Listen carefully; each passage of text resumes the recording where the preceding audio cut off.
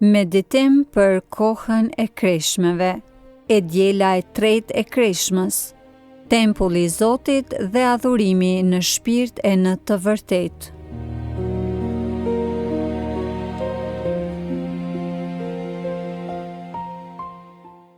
Të dashur dëgjues të Radio Marisë së Kosovës, qoftë lëvduar Jezu Krishti. Ju përshëndes unë Nora në këtë ditë të shenjtë të së dielës së tretë të kreshmës. Kemi pasur një javë të thellë reflektimi mbi fjalën e Zotit, sakramentet, durimin në vuajtje dhe modelin e Marisë. Sot, Ungjilli na sjell një mesazh të fuqishëm mbi pastërtinë e adhurimit dhe rëndësinë e tempullit, jo vetëm atij prej guri, por edhe tempullit të shpirtit tonë.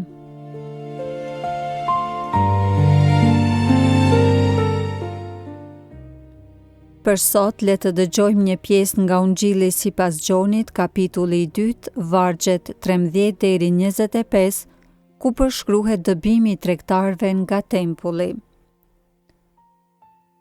Ishin afër Pashkët e hebrejve e Jezusi u ngjet në Jeruzalem.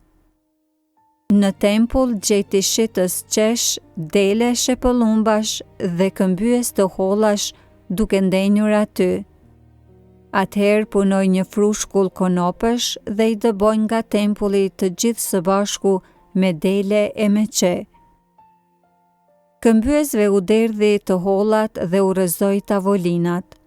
Shetësve të pëllumbave u tha: "Hiqni këta prej këndej e mos bëni shtëpinë e atit tim shtëpi tregtie." Nxënësit e tij u kujtuan se është në shkrimin e shenjtë: "Zelli për shtëpinë tënde më bren." Atëherë ndërhyn judejt dhe e pyetën: "Ç'shenjë na jep duke vepruar kështu?"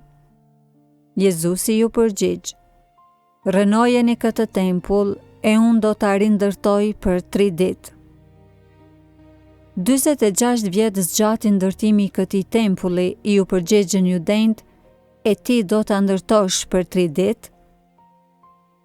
Por se Jezusi foli për tempullin e trupit të vet. Kur u ringjall prej së vdekuri, atëherë u ra ndërmend nxënësve se këtë kishte dashur të thotë dhe i besuan shkrimit të shenjtë e fjalës që tha Jezusi. Jezusi njeh çdo njeri. Gjatë qëndrimit të Jezusit në Jeruzalem në kohë të festës së Pashkëve, shumë besuan në emrin e tij kur pan shenjat që bëri. Por se vetë Jezusi nuk kishte shumë besim në ta, sepse i njehte mirë të gjithë. Nuk kishte nevojë t'i dëshmonte kush për njeriun, sepse ai e dinte mirë çka njeriu ndryen për brenda.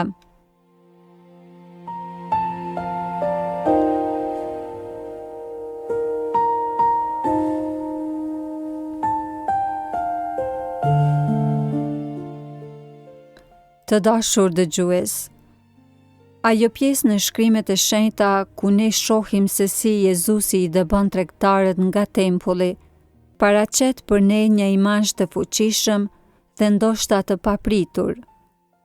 Ky veprim tregon zellin e thellë të Jezusit për shtëpinë e atit të tij, por edhe dëshirën e tij për adhurim të pastër. Tempulli ishte vendi i takimit me Zotin, por duke u kthyer në një vend tregtie dhe fitimi, e kishte humbur thelbin e tij shpirtëror. Kreshma është një kohë për të pastruar tempullin ton, jo vetëm tempullin fizik ku lutemi, por mbi të gjitha tempullin e shpirtit ton. Ne jemi të ftuar që të heqim dorë nga tregtarët që zën vend në zemrat tona, pra nga egoizmi, mëkati, dëshirat e tepërta materiale, fiksimet, zemrimi, smira, domethënë nga çdo gjë tjetër që na pengon të adhurojmë Zotin në shpirt dhe në të vërtetë.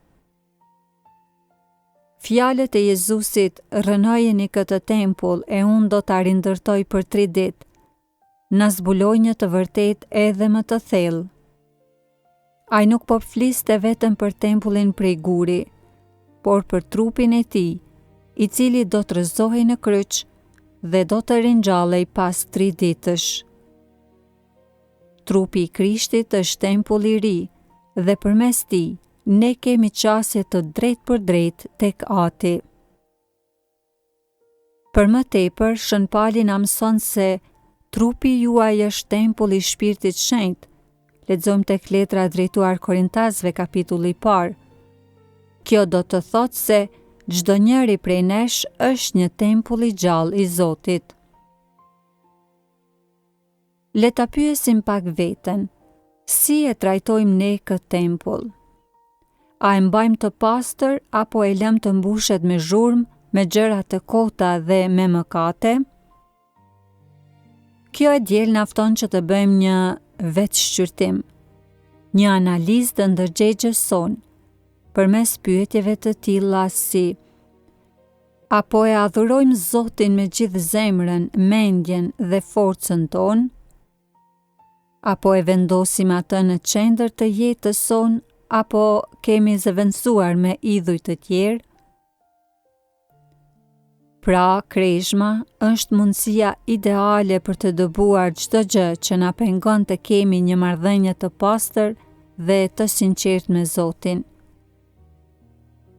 Le ta lejojmë Jezusin që të hyjë në tempullin e zemrave tona, të pastrojë çdo gjë që nuk i pëlqen Atij dhe të na bëjë shtëpi lutjeje dhe adhurimi të vërtetë.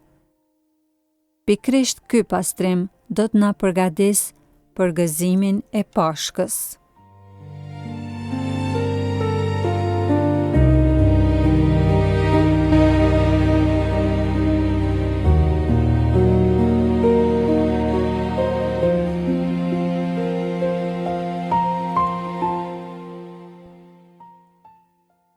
Të lutemi së bashku. O Jezus, Ti që me zel e pastrove tempullin e Atit tënd, hyr në zemrën time dhe pastroje çdo gjë që Ty nuk të pëlqen. Më ndihmo që ta dëboj çdo tregtar që zë vend në shpirtin tim dhe më pengon të adhuroj Ty në shpirt dhe në të vërtetë. Bëj që trupi dhe shpirti im të jenë një tempull i denjë për shpirtin dhe frymën tënde të shenjtë. Ti që jeton dhe mbretëron në shekuj të shekujve. Amen.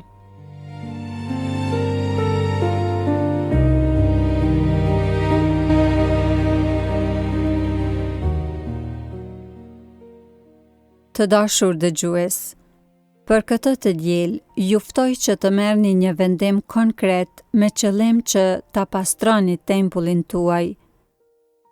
Mendoni për një zakon, një shprehi, një mendim, ose një dëshirë që ju pengon të adhuroni Zotin me gjithë zemër. Bëni një përpjekje konkrete për ta hequr atë nga jeta juaj pikërisht gjatë kësaj jave.